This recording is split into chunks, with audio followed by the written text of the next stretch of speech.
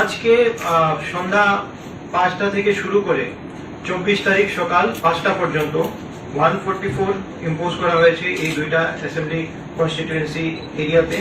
এটাতে বিভিন্ন ধরনের রেস্ট্রিকশন, সেগুলি আপনাদের হাতে হয়তো পৌঁছে গেছে এখনো। বিভিন্ন ধরনের রেস্ট্রিকশন মানে 5 জন বা তার বেশি একসাথে জড়ো হতে পারবে না, একটার বেশি গাড়ি বা বাইক মানে গ্রুপে কোনো জায়গায় মুভমেন্ট এই অ্যাসেম্বলি কনস্টিটিউয়েন্সির মধ্যে করতে পারবে না। এই ধরনের বিভিন্ন ধরনের রেস্ট্রিকশন সেখানে ইম্পোজ করা হয়েছে। আর এটাতে অবশ্য যে ভোটার যারা পিসফুলি ভোট দিতে থাকবে তারা এই রেস্ট্রিকশনের মধ্যে পড়বে না।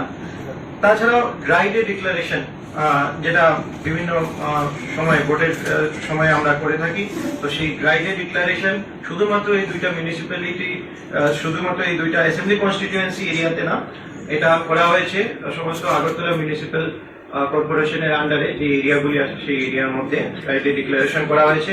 সেটা থাকছে 21 থেকে 23 তারিখ পর্যন্ত আর 26 তারিখ কাউন্টিং এর দিনে।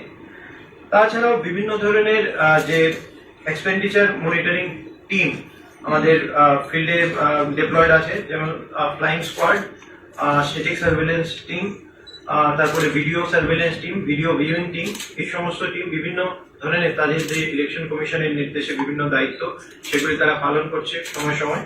তো আমি আপনাদের মাধ্যমে এটাই বলতে চাই যে আমরা সমস্তভাবে প্রস্তুত এই ইলেকশনের জন্য। বিভিন্ন পদক্ষেপ নেওয়া হয়েছে, সাফিসিয়েন্ট ফোর্স ডিপ্লয়মেন্ট করা হয়েছে যাতে আমরা এনশিওর করতে পারি একটা ফ্রি অ্যান্ড ফেয়ার ইলেকশন। তো আমি এরপরে বলবো যে আমার সাথে এসপি সাহেব আছেন, এসপি সাহেবকে ল অ্যান্ড অর্ডার সম্বন্ধে আরো কিছু যদি উনি অ্যাড করতে চান উনি বলবেন, তারপর আরো সাহেবরা ওদেরকে রিকোয়েস্ট করবো। আজকে 5টা থেকে ম্যাডাম 24 তারিখ ভোর 5টা পর্যন্ত।